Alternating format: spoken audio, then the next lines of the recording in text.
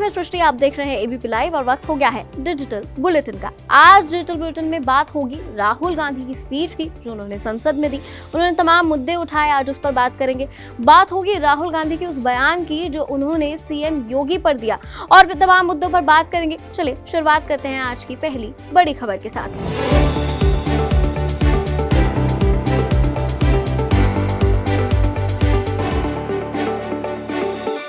कांग्रेस सांसद राहुल गांधी ने 7 फरवरी को लोकसभा में अपने भाषण के दौरान केंद्र सरकार पर जमकर हमला बोला। राहुल गांधी ने अग्निवीर योजना और अडानी मामले को लेकर सरकार पर जमकर निशाना साधा। उन्होंने कहा कि भारत जोड़ो यात्रा के दौरान हमने लोगों से बातें सुनी और अपनी बात भी रखी। उन्होंने कहा कि हमने यात्रा के दौरान बच्चों से, महिलाओं से, बुजुर्गों से बात की। लोकसभा में कांग्रेस सांसद राहुल गांधी ने कहा कि हमने जब युवाओं से उनकी नौकरी के बारे में पूछा तो उन्होंने कहा कि वो बेरोजगार हैं या फिर गाड़ियां चलाते हैं। किसानों ने पीएम बीमा योजना के तहत पैसा नहीं मिलने की बात भी कही। उनकी जमीन छीन ली गई, जबकि आदिवासियों ने आदिवासी बिल की बात की। लोगों ने अग्निवीर योजना के बारे में भी बात की, लेकिन युवाओं ने कहा कि इससे 4 साल बाद उन्हें नौकरी नहीं मिल पाएगी। ये तमाम बातें राहुल गांधी ने कही। जरा देखिए इस रिपोर्ट में। राहुल गांधी ने कहा कि सेवानिवृत्त वरिष्ठ अधिकारियों ने कहा कि अग्निवीर योजना आरएसएस गृह मंत्रालय से आई है, न कि सेना से। उन्होंने कहा कि अग्निवीर योजना को सेना पर थोपा जा रहा है। कांग्रेस सांसद ने आगे कहा कि राष्ट्रपति के अभिभाषण में बेरोजगारी और महंगाई जैसे शब्द नहीं थे। तमिलनाडु, केरल से लेकर हिमाचल प्रदेश तक हम हर जगह एक ही नाम अडानी सुनते आ रहे हैं। पूरे देश में सिर्फ अडानी अडानी अडानी। लोग मुझसे पूछते थे कि अडानी किसी भी बिजनेस में आता है और कभी फेल नहीं होता। युवाओं ने हमसे पूछा कि अडानी अब 8-10 सेक्टरों में है और उसकी नेटवर्थ 2014 से 2022 तक $8 बिलियन से $140 बिलियन कैसे पहुंच गई। कश्मीर, हिमाचल के सेब से लेकर बंदरगाहों, हवाई अड्डों और यहाँ तक कि जिन सड़कों पर हम चल रहे हैं वहाँ सिर्फ अडानी की बात हो रही है। India's most strategic, profitable airport, Mumbai Airport, was taken away by GVK, hijacked by using the agencies.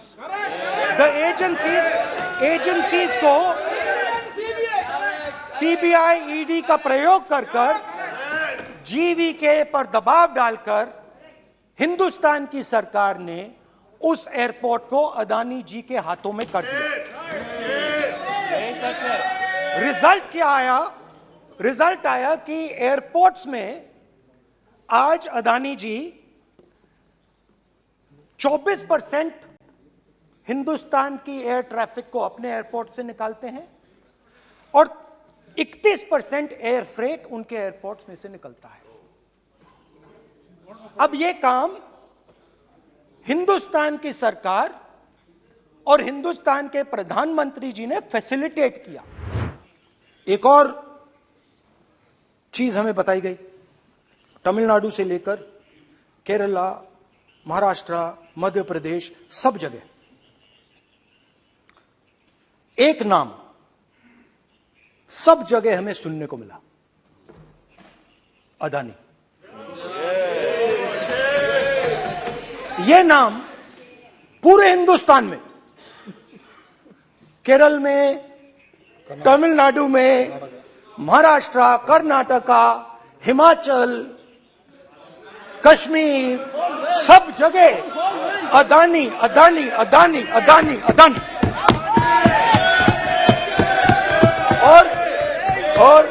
और ये नाम नहीं, और इस नाम के बारे में जब लोग बोलते थे मुझसे तो 2-3 सवाल पूछते थे। ये पूछते थे कि ये जो अदानी जी हैं, ये किसी भी बिजनेस में घुस जाता है, ये सफलता प्राप्त कर जाता है, ये कभी फेल नहीं होता। और युवाओं ने मुझसे यह सवाल पूछा कि भाई ये हो क्या रहा है, हम भी सीखना चाहते हैं। मोदी जी ने कहा स्टार्टअप करो, हम भी अदानी जी जैसे बनना चाहते हैं। तो भैया किसी भी बिजनेस में घुस जाओ और एकदम सक्सेस हो जाए। राहुल गांधी यहीं नहीं रुके। राहुल गांधी ने आगे कहा कि पीएम मोदी ऑस्ट्रेलिया जाते हैं और जादू से एसबीआई ने अडानी को $1 बिलियन का लोन दे दिया। फिर वह बांग्लादेश जाते हैं और फिर Bangladesh power development board Adani के साथ 25 साल के अनुबंध पर हस्ताक्षर करता है। पहले मोदी के जहाज से अडानी जाते थे, अब अडानी के जहाज से मोदी जाते हैं। आपको बता दें कि बीते कुछ दिनों से कांग्रेस पार्टी भारत के अलग अलग हिस्सों में अडानी के खिलाफ प्रदर्शन कर रही है। चलिए बढ़ते हैं दूसरी खबर की तरफ। लुधियाना कोर्ट कॉम्प्लेक्स में दिन दहाड़े गोलियां चलने से हड़कंप मच गया। 2 गुटों में पहले अनबन हुई और फिर 3 राउंड का फायरिंग की गई। इन फायरिंग में 2 लोग घायल हो गए। एक व्यक्ति के बाजू पर गोली लगी तो वहीं दूसरे व्यक्ति की कमर पर गोली लग गई।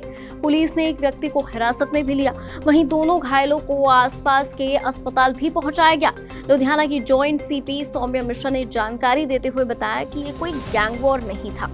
बताया जा रहा है कि हंगामा करने वाले दोनों गुट कोर्ट में पेशी के लिए आए थे। मामला मॉडल टाउन थाने से जुड़ा हुआ बताया जा रहा है। युवकों को जब गवाही से रोका गया तो दोनों पक्षों में मारपीट हो गई।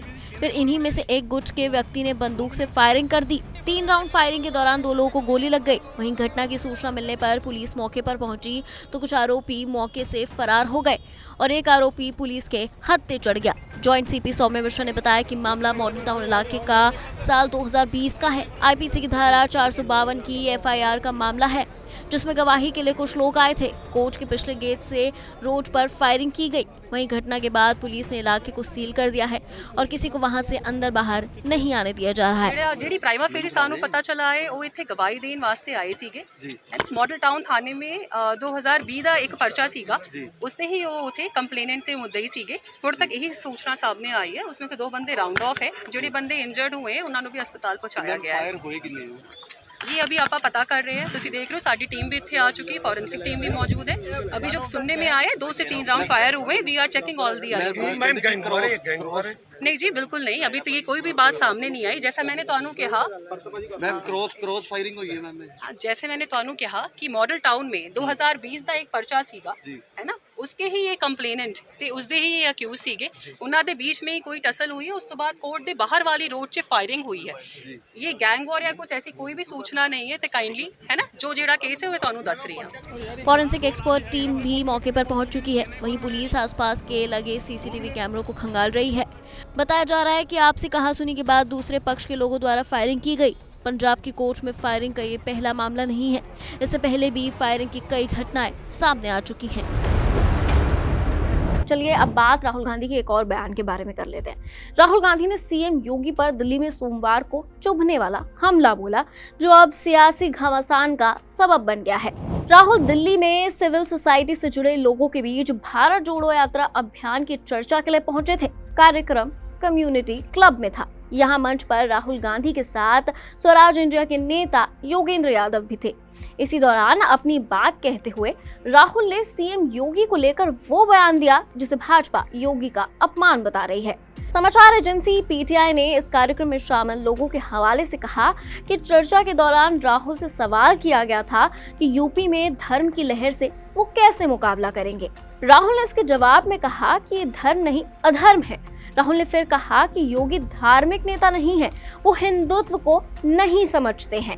समाचार एजेंसी के मुताबिक राहुल ने चर्चा के दौरान कहा कि भाजपा यूपी में अधर्म में शामिल है।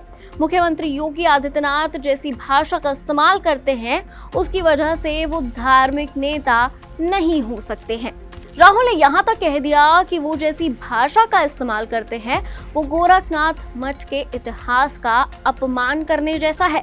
अब राहुल के इस बयान पर तूफानी घमासान छिड़ गया है। जब राहुल के बयान पर विवाद गरमा रहा था तो सीएम योगी त्रिपुरा में विधानसभा चुनाव के लिए प्रचार कर रहे थे। उन्होंने राहुल का नाम तो नहीं लिया लेकिन कांग्रेस को राम विरोधी पार्टी करार दिया। इशारा साफ है कि 2024 के चुनाव की सबसे बड़ी रणभूमि उत्तर प्रदेश में राहुल गांधी के बयान का असर अभी लंबा दिखने वाला है।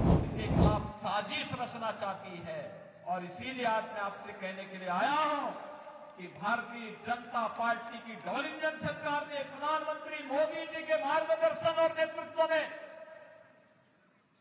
अच्छा काम किया है।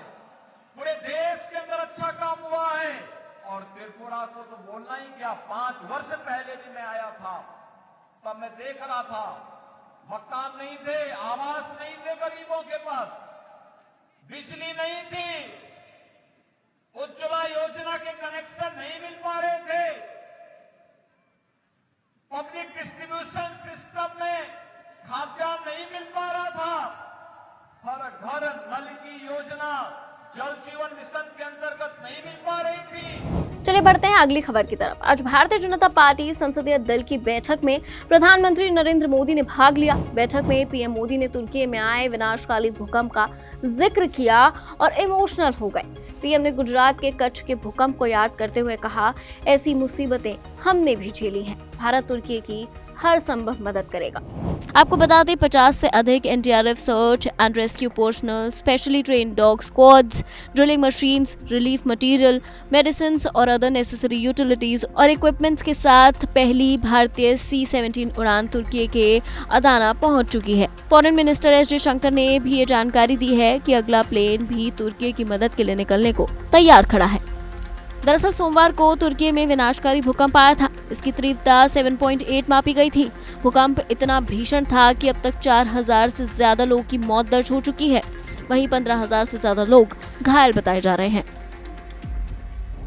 एशिया कप 2023 की मेजबानी को लेकर बीसीसीआई और पीसीबी इस समय आमने सामने हैं।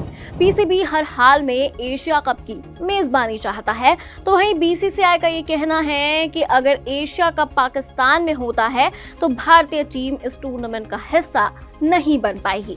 एशियन क्रिकेट काउंसिल की हाल ही में हुई बैठक में भी इस पर कोई नतीजा नहीं निकल पाया। इन सब के बीच टीम इंडिया के दिग्गज स्पिनर और अश्विन ने इस मामले में अपनी बात रखी है। अश्विन ने कहा कि एशिया कप की मेजबानी पाकिस्तान को मिलना लगभग तय थी, लेकिन भारत ने ऐलान कर दिया कि अगर पाकिस्तान में होता है तो हम इसमें हिस्सा नहीं लेंगे। अगर आप चाहते हैं कि हम इसमें हिस्सा लें तो वेन्यू बदलना होगा, लेकिन हम ये चीज पहले भी कई बार देख चुके हैं। सही है ना? जब हम कहते हैं कि एशिया कप उनकी जगह पर नहीं होना चाहिए तो वे कहेंगे कि हम भी उनके यहाँ खेलना नहीं चाहेंगे। ये सब होता रहा है। अश्विन कहते हैं, मुझे लगता है कि एशिया कप की मेजबानी पाकिस्तान को नहीं मिल पाएगी। इस पर अंतिम फैसला ये आएगा कि इसे श्रीलंका शिफ्ट कर दिया जाए। 50 ओवरों के वनडे वर्ल्ड कप से पहले ये एक महत्वपूर्ण टूर्नामेंट होगा। जैसे भी दुबई में काफी टूर्नामेंट हो चुके हैं, ऐसे में अगर ये श्रीलंका शिफ्ट होता है तो मुझे बहुत खुशी होगी। एशिया कप 2023 की मेजबानी पाकिस्तान को मिलना तय हुई थी, लेकिन पिछले साल अक्टूबर में बीसीसीआई सचिव जय शाह ने साफ कर दिया था कि भारतीय टीम पाकिस्तान नहीं जाएगी। इसी के बाद एशिया कप 2023 की मेजबानी को लेकर विवाद छिड़ गया था, जहां बीसीसीआई के रुख के बाद माना जा रहा है कि एशिया कप यूएई में खेला जा सकता है। आपको बता दें कि पाकिस्तान के पूर्व ऑलराउंडर अब्दुल रज़ाक ने कहा कि अगर एशिया कप 2023 को शिफ्ट किया जाता है तो ये क्रिकेट के लिए बेहतर फैसला होगा। फिलहाल आज के बुलेटिन में इतना ही। अगर वीडियो अच्छा लगा हो, इन्फॉर्मेटिव लगा हो तो वीडियो को लाइक करना ना भूलें, वीडियो को शेयर कीजिए, वीडियो पर कमेंट कीजिए, चैनल को सब्सक्राइब कीजिए।